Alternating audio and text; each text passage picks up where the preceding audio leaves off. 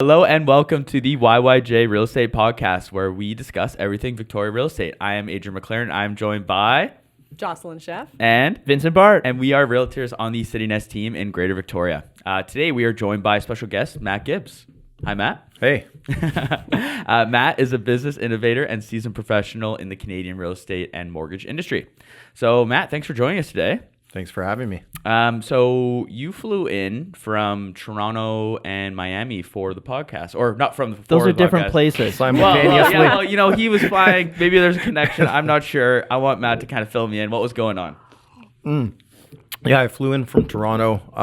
I was at a workshop there, and previous to that, I was in Miami for a month doing some other workshops, Right. a few of which unfortunately were canceled due to the weather incident. Hurricane Milton. Oh yeah. Give us some insight. Like what was going on there? Like was that a little crazy for you or? Yeah, it was a little crazy. I was trying to figure out if we should leave and like fly to Texas for a week and wait it out and come back, because initially 2 of the events that I had planned to go to were still on. Right. They canceled the one, and then they're like, okay, the other 2 are still happening. And so I was like, okay, I'm staying in the area. So, but it ended up being just, the plan was to hunker down in Miami, and it was a good plan because nothing really happened in Miami. Yeah, that's good. Yeah. So, yeah. That's got to be the toughest part too, is like some of the events get canceled, some of them don't, and you're just trying to figure out, okay, do I stay, go, do I fold, do I run? Exactly. Yeah. Wow. Yeah. But yeah, then they all ended up getting canceled in the end, and so just shoot. ended up hanging out in the rain in Miami. And then I think you mentioned when we were kind of setting up that there was a bunch of dogs in your hotel or something. Yeah. What was that? Yeah, so I had rented this. It was like an Airbnb, but it was in a hotel in Sunny Isles Beach, and it was an interesting hotel. The stories for another day, but there was so when the hurricane was incoming, a lot of people from the west coast of Florida actually fled to Miami because it was considered a safer zone. And so they came, I guess, with their pets and stuff, and they all checked into this hotel, which was for various reasons one of the hotels that had some vacancies, which I came to find out after I booked the Airbnb. You didn't do due diligence in terms of reviews or well, the reviews were all good. That's they the were thing. good. And it wasn't that it was bad, it was just interesting. I should say. Yeah. But yeah, so a more I came, polite way to say some other way. Canadian way. The Canadian way. yeah, so I came down the elevator one day and then into the lobby, and there was it was packed wall to wall with people and their dogs. Crazy. And there was like huge dogs, little dogs, all kind. It was crazy. Yeah, it was funny. Yeah, that's funny. Awesome. Well, before we kind of get into the nitty gritty kind of questions about your journey, background, and your work, can you just start by giving the listeners like a little summary or background about yourself? Yeah, I mean, how about background about myself? Yeah, just like who you are, what you do. Yeah, so. I'm a business. Where you came from? Where I came from? I was actually born in Victoria, raised part of my life in the Lower Mainland, back to Victoria. I'm a business guy, business developer, marketing guy, sometimes a musician. What instrument do you play? Bass. Rarely anymore. Okay. Yeah, I used to. What was that movie I just watched recently? I Love You, Man. Okay. Do you know that movie? Yeah. With Paul Rudd and he's slapping a bass? Yeah, of course. Yeah, of course. Yeah, that was a classic. The only thing I remember from that movie. Yeah, right. That's a classic. But yeah, I'm also like, I don't really do it anymore, but I was an audio engineer for years. Oh, yeah. Interesting. Yeah. Ran a So recording. how are we doing here today? Yeah, I'm feeling very nervous I now. don't have headphones for some reason, so I can't really tell. I mean, I sound okay in my head, and you guys sound okay in the room, but you're going to have to let us know on the post-production side. Yeah. Absolutely. Okay, awesome. But yeah, so I did that for a number of years, and and then I actually ran a commercial recording studio in Victoria. Wow. Called Electric City Sound. Oh, I've heard of that. Yeah. And so I shut that down after all the COVID craziness, because it was like once that happened and people were used to not going to the studio anymore. Right. Like we relied on a lot of international business, and so people weren't flying in and people just weren't coming like after. So I ended up just deciding to shut it down. Right. Yeah. And so now I still do the odd thing here and there, more just for fun, because I like it. Not for like a financial reasons. Yeah. It's not the greatest money making business anymore. Yeah. Makes sense. But yeah. Awesome. Well, yeah, it sounds like you have a wide array of kind of background and Yeah. talents. Yeah, very interesting. Okay. Okay, so kind of getting into your personal journey and like background, can you tell us a little bit about your like personal journey and like what led you to getting involved in, real estate and mortgages? Yeah, for sure. So I guess we're going back like 20 plus years, like around 2000, 2001. Yeah. It's a bit of a personal story, if that's okay. Yeah, We're good? for sure. Okay, yeah. So at the time I was like really struggling financially. I was a young father. My wife came with 2 kids, and then we had our third together. And so I was kind of struggling to provide, Of course, yeah. working, banging nails. Yeah. And yeah, I'll never forget this one day. I came home from work and I walked into the house and walked straight into the kitchen, and my wife was just bawling. And I'm like, what's wrong? What's wrong? But I already kind of knew what was wrong. It was rent day, and Right. we were short again, and we're about to get evicted. Right. Oh, Yeah. Oh, man. wow. Yeah. Yeah, and with 3 kids as well. Yeah. Yeah. Yeah. Jeez. You can't Yeah. just sleep on a couch. It's Yeah. So that was kind of, I guess, what you could say would be the impetus and like a pivotal moment for me to change everything from that point. Mm-hmm. Yeah. Okay. And yeah. And how did you go from that? So that was kind of your, I don't want to say rock bottom, but that was like your turning point. We'll call it your TSN turning point. I don't know if we're allowed to say that on a podcast, but sports, that was your pivotal moment. And then where Yeah. did you go from there? Like, how did you then transition into this, incredible business that you're building today? Right. So my wife said something to me at that point, and she said something like, I just don't want to do this anymore. I wish we just had our own place so we don't have to deal with this anymore. And that's kind of what just like something just clicked in me and just changed everything from that point. And it was kind of the driving force for me to start looking at real estate, even though it didn't seem attainable at the time. Mm-hmm. Didn't seem like, I'm like, we can't even pay the rent. How the hell are we supposed to buy a house? Right. Right. But it just hit me so hard that it was like, I have to do this. I have to do this for my family, for our kids, for everything. And so I just started looking. We started looking around Victoria, which even at that time wasn't cheap. Yeah. And well, of course. On our budget at that time, it was like, no way. Like we were looking for houses, couldn't find anything Yeah. that we could do. Right. And then so ended up looking further north outside of the city Mm-hmm. and found like a couple places to look at in Ladysmith, which Okay. if people that are listening know was where that is. Used to be like really quite inexpensive. Right. Not so much anymore. Not anymore, Not man. anymore, yeah. Beautiful up there. Yeah. So we actually found a house for like under $100,000 Oh, wow. at the time. And when was This century. This was like 2001. This was like 2001. Man. So yeah, right. But the crazy thing is we still couldn't do it. I talked to the bank Yep. and they're like, nope. Right. And what was the limiting factor? Was it the down deposit? Was Yeah, I it mean, the it was- qualifying amount, or It was just everything. Our entire financial situation wasn't great, as I'd mentioned. Yeah. So, and I even talked to a mortgage broker, and he's like, "Yeah, I don't think I can really help you." Mhm. And then a realtor that we had met, had kind of become a friend that was helping. He recommended that I talk to this other broker up there that he knew, Chris Kennedy, and Chris actually hooked us up and was able to get us a mortgage. Okay. That And worked. What did he do that was kind of different in that situation? He just like kept trying until he kept found trying. us something. Yeah. That is kind of the sentiment. I feel like in real estate, like maybe a tougher client comes along sometimes, and I've seen it with some brokers or even with some real estate agents where as soon as like the house is a little bit too far away or the price is a little bit too low, it becomes almost not worth it for some people. And that's too bad because, I feel like everyone should get the same potential opportunity to get help from, a real estate professional or a mortgage broker to the same level of someone who's buying some luxury property as well. So Absolutely. Yeah. And so that's the thing is he like went above and beyond, found us something, and he also was able, like he had access to like private lenders and things like that this other guy that I had spoken to didn't have the same access or didn't want to bother Yeah, or exactly. whatever. So that's kind of how I got started. So we got our first place.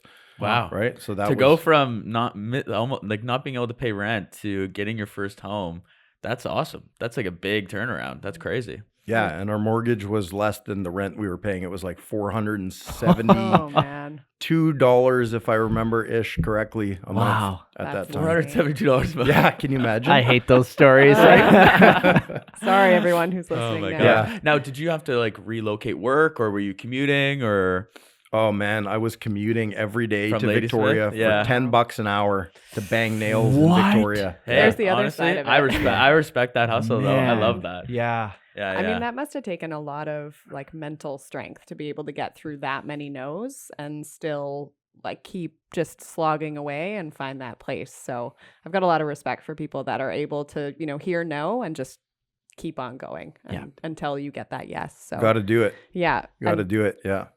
was Now- that challenging as a family though to do Oh, that? Yeah. Yeah, it was super challenging. I mean, we were like still barely scraping by, and obviously, I was bagged after working like 10 hours and then driving an hour and a half home every day. So yeah, it was, but that in itself was like further impetus for change, right? Mhm. Yeah. Yeah. Yeah. And that sort of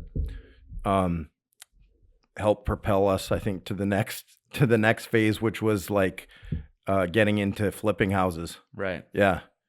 Yeah. Now, once you became a homeowner, like you said, you didn't stop there. So how'd you go from owning, barely making rent, getting, this first home, to you have this great idea that you're going to start investing in real estate and flipping houses? So you're working in construction. Yeah. So I'm guessing that helped, but yeah, you want to tell us a little bit about that journey?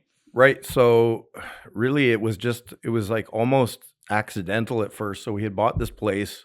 It was generally pretty good, but cosmetically it had some, again, interesting features that were easy to deal with. It was some buckets of paint, a little bit of carpet, removing what I call it had this like it had this glockenspiel look trim. I don't know how else to describe it. It was like big wooden, like almost rounded shingle things all the way around Yeah. Oh, the crazy. living room, like Yeah. instead of like a crown molding type thing. like a big doily. It was so Like weird. European fusion. It was so you were weird. stating And it? and like the bathroom shower was made out of OSB Oh. Come on. with like this much lacquer thick on it. Oh my god. Yeah, it was crazy. That's a good solution. So we got rid of all that stuff, right? Made it look nice, and Yep. just happened that the market was starting to pick up. More people were moving outside of like Nanaimo, outside of Victoria, looking for places, and Ladysmith started heating up. So Right. we decided, okay, you know what? There was another house that looked like, hey, you know what? It needed some work, but it looked like it was a little more expensive and a little bigger. And so we're like, let's try to get this place. So we fixed this one up real quick, maybe put like $2,000-$3,000 into it, and then ended up selling it for quite a decent profit on that. Right. I think we sold it for like $140, something like that. Nice. No way. Yeah. And it was just a few grand of renovations and a lot of weekends Wow. and evenings. Yeah. Yeah. Yeah. So we got out of that one, and then we just got into another one. You just kept doing that, repeating the process. Exactly. Yeah. Exactly. And we worked our way up and back down toward Victoria. Awesome. Yeah. Yeah. So there must be a question that you get from a lot of people, and that's kind of like, how did you do it? What would you say to people that are feeling really overwhelmed right now and kind of stuck in that mortgage qualification, and they just keep hearing no? I would say that there's someone out there that can help you for sure. Mhm. That's what I would say. I would say, like, if you decide that you want something and that you're like, yes, I want to own a home, or yes, I want to, get into like investing or flipping or whatever it is you want to do, or anything, even not real estate related, is like, you just need to make that decision to move forward and do it, and then stay open to people around you that could come in and help you. Yeah. Yeah. Yeah. Great Okay. advice. Well, Yeah. and it sounds like it was just meeting the right people. There's that like Yeah. really cheesy like self-development book. It's Who Not How. So like Right. don't just get stuck in the mire. Like say, okay, who do I have to meet? Which bank do I have to introduce myself to, or which mortgage broker do I have to connect with to actually move forward? Yeah. And Yeah. I think people have an idea of, what the perfect outcome might look like. And, Right. And obviously in your scenario, like, you would have loved to go with a big six bank. You would have loved to stay in Victoria for your first property. Sure. But you didn't, you found a different solution and you went with a secondary lender or whatever the situation was. And you moved up to Ladysmith to make that work for yourself. And so, being a bit more malleable and To where and what. to where and what. That's right. Yeah. Being open to doing things differently, Yeah. I think is also key.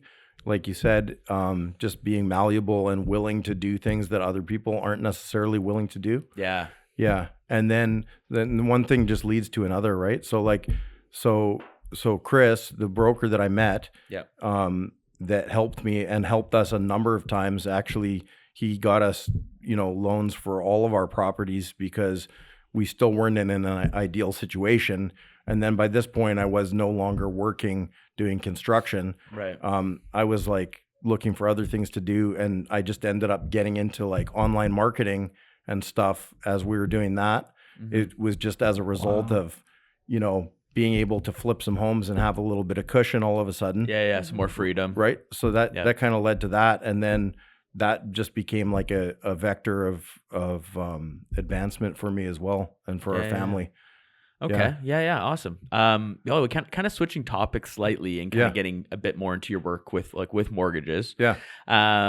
So now you personally focus a bit more on affordable opportunities like outside major cities. Can you highlight kind of like specific markets and strategies where buyers you think that can like find a bit more value, kind of like similar to your situation?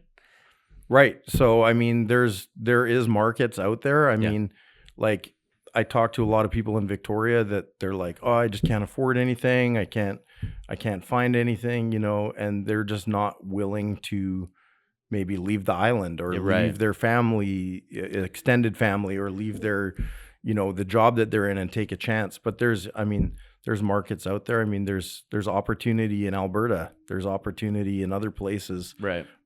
Where I don't know, like I've talked to people about multifamily, and there's no multifamily. It's like, there is. You just need to look. Like, go look in, I don't know, Medicine Hat. Go look in. There's other places where you potentially could get into those investments. You can get into those investments, or you could get into a single family home that you could afford. And maybe it means you have to leave your job. Maybe it means you have to leave your comforts, maybe just for a time. Yeah. And then you can always come back, right? Yeah. I always kind of think it's like a positive for at some point in someone's life to leave their hometown of where they grew up and put themselves outside of their comfort zone. Oh yeah. Meet new people, put themselves in new situations, kind of give themselves a little bit of a fresh start. And you can, like you said, you can always come back. But I think you grow quite a bit by going through that whole process. Absolutely. So we have a bunch of listeners that, obviously listen to our podcast. What can they do to help, their clients get better mortgages? And, how do you work with them to kind of make that happen? Like, what do you guys do? So basically we help. And so I should actually backtrack for a second and mention, because we kind of skipped over this, is that I ended up partnering up with Chris. Right. Yeah. So that's how I kind of ended up in this mortgage thing. Yeah. Right. So after all those years, and then me kind of going into the online marketing and the business development thing, I was able to actually partner with Chris and take what he was doing like on a local level and basically expand that across the country. Right. So that's what we do, is that we make it easy to get mortgages. So if you're a realtor, we make it easier and faster for your clients to get mortgages. We've got like a super quick online application, goes in, that goes out. We have a network of over 200 lenders across the country. Right. And it's kidding. Yeah. Wow. Yeah. And so do you work in every province? Every single province, except province, Quebec. Except Quebec. Yeah. Yeah. Does Quebec count as a province? I'm joking. I didn't say We're just that. joking, Quebec. We love just you. joking. Don't separate. No. Yeah, please. Okay, interesting. Yeah. So, and what did that conversation look like with Chris, where was he like a local mortgage broker, and Right. you were like, hey Chris, I have some big ideas, like, you Yeah. know, what, and then how did that go? Like, what was the first beginning stages of your guys' partnership? That was basically the conversation. Yeah. That was it, really. Yeah, no, it's just like I really liked what he did, and like Yeah. how he always went above and beyond to help people. Yeah. And like that's a big thing for me is helping people Mhm. and helping people that are in similar situations to the situation that I was in. Right. And so I was like, I think we can help a lot of people and just improve this, because like this nobody was really doing it as far as I'm concerned right in Canada. Like I'm like, why is this still so difficult? Why do you have to go make an appointment, sit in the bank, do Yeah. like 4, 5, 6, 7 phone calls, Zoom meetings, even with like a regular broker. I'm like, we could just make this so much quicker and easier for people. Right.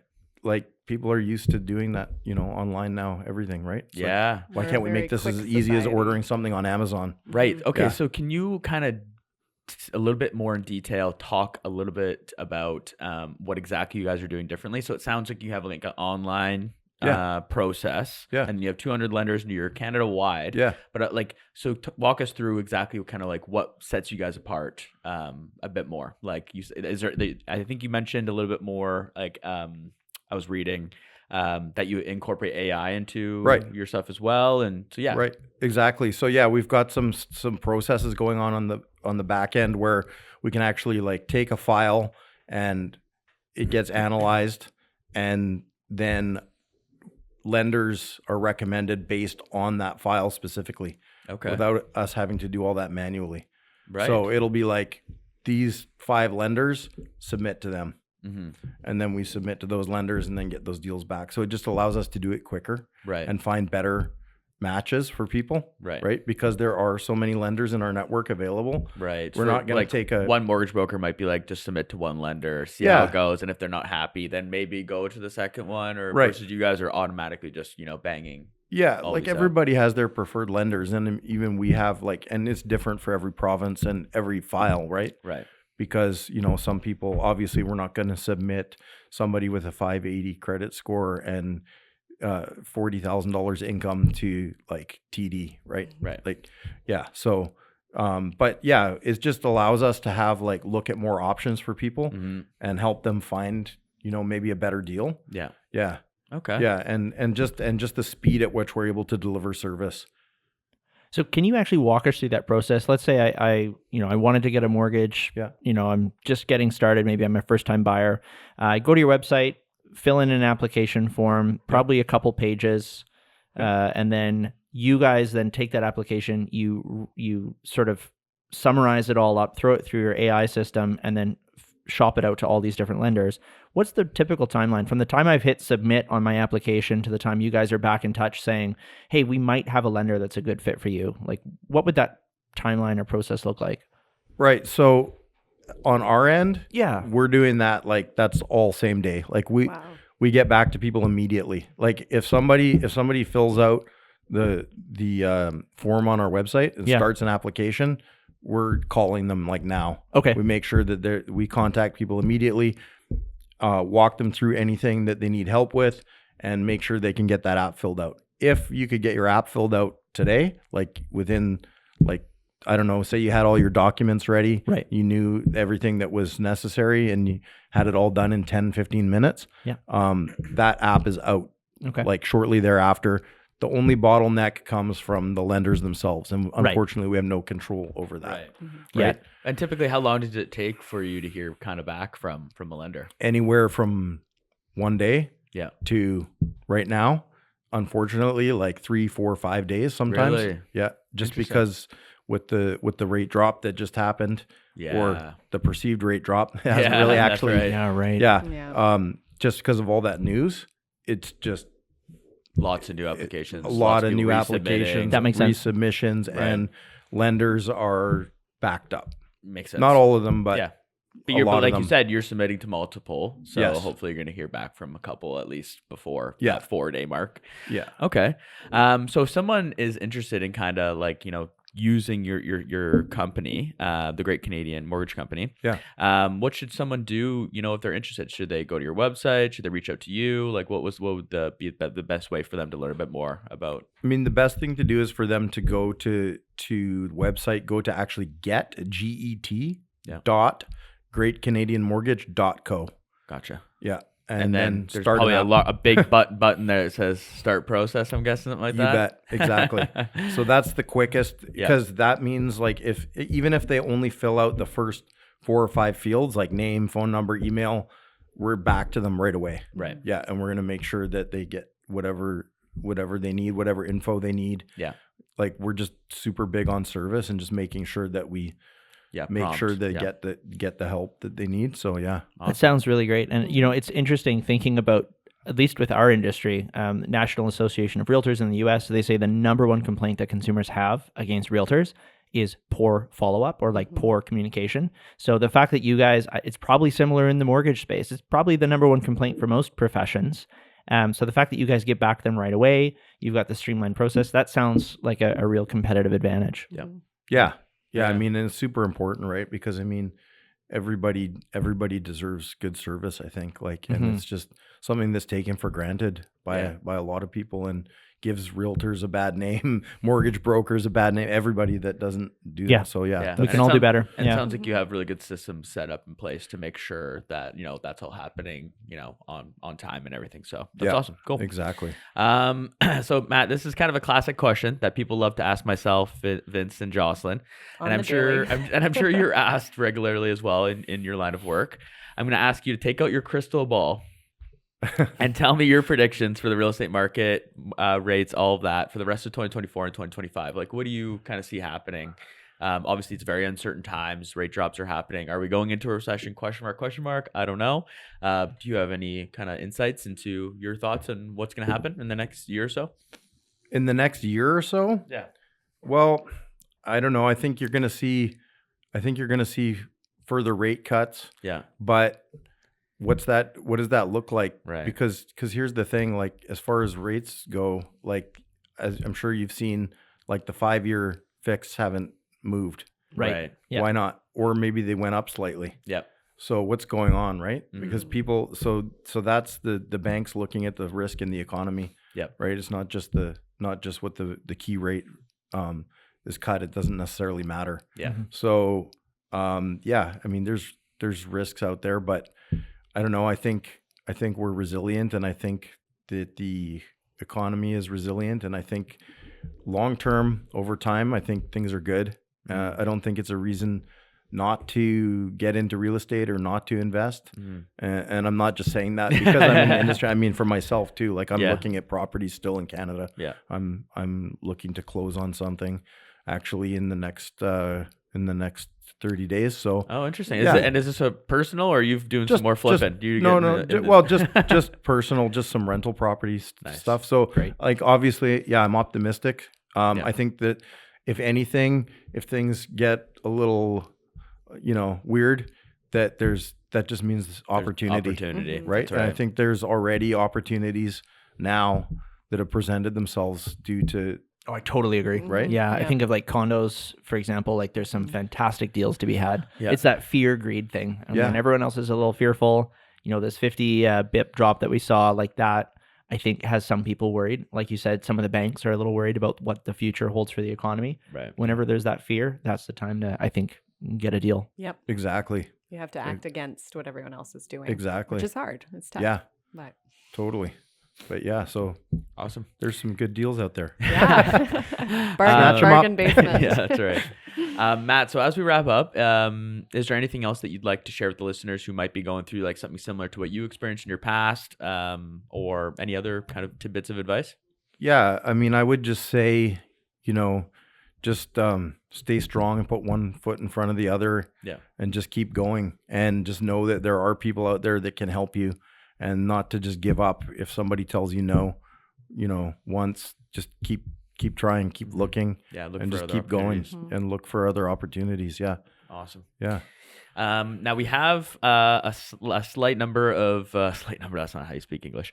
A couple questions that are lighthearted to kind of end each podcast with, where we do interviews. Sure. Do you have time for that right now? Absolutely. You made it through the hard ones. I made it through good the job. tough ones. Yeah. So any favorite music or podcast that you're listening to right now? Yeah. Favorite music. Let's see. I listen to like a lot of hip hop. Okay. Yeah.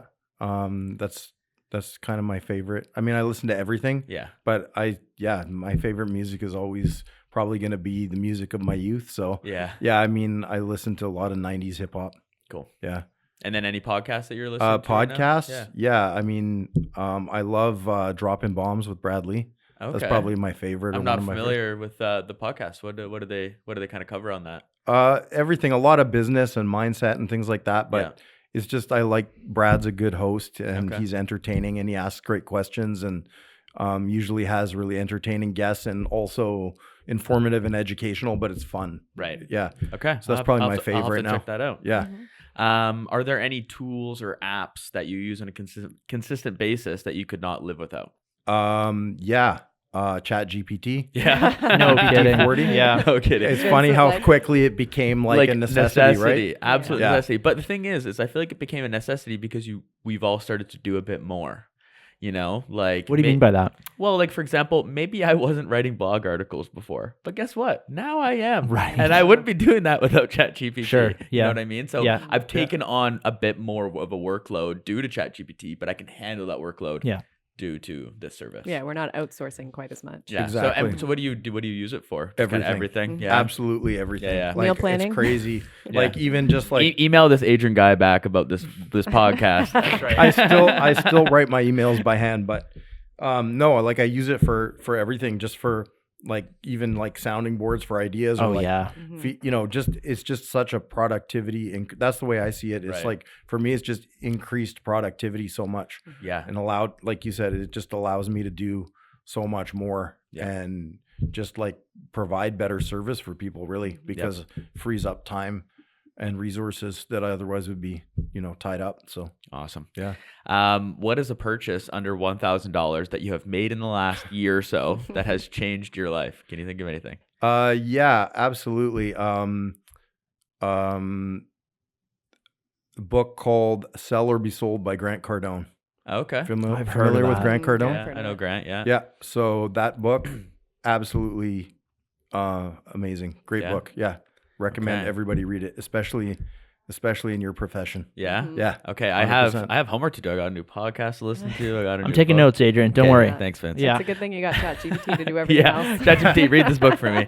And lastly, are you watching any good movies or TV shows recently, or? Yeah, I'm like super into like all the British crime stuff. You ever watch any of those on No. BritBox? It's like an add-on on Amazon Prime. Okay. Yeah.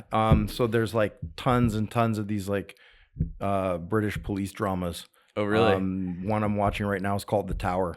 Okay. Yeah, it's really good. I do love crime TV shows, and so I like the qualifier. You could have just stopped at I love crime. Yeah, that's a cut for you. I actually just got in trouble for that. That's gonna be a clip. Yeah. That's actually a great clip. You could use that for a perfect hook. Yeah. Perfect. I love crime. Adrian loves crime. Yeah. Okay. Well, awesome, Matt. Do you want to drop like any sort of contact information for yourself if somebody listens to the podcast and is like, I need to talk to Matt, you know, is there something you want to leave behind for somebody to reach out to you, or? Yeah, I mean, for me personally, Yeah. sure. Yeah, you can reach out to me just on my IG DM. It's at Gibbs, GIBBZ Yeah. 247. That's it. 247. Cool. Yeah. And I'll link that in the show notes Yeah, as well. for sure. Okay. And then other than that, just the Great Canadian Mortgage Co. at Great Canadian Mortgage Awesome. on IG as well. Yeah. Awesome, Matt. Well, yeah. Thanks so much for joining us on the podcast today. This was great. Yeah. Yeah. Thanks for having me. I really yeah. appreciate it. It was fun. Okay. Yeah. Awesome. Thanks, guys. All right.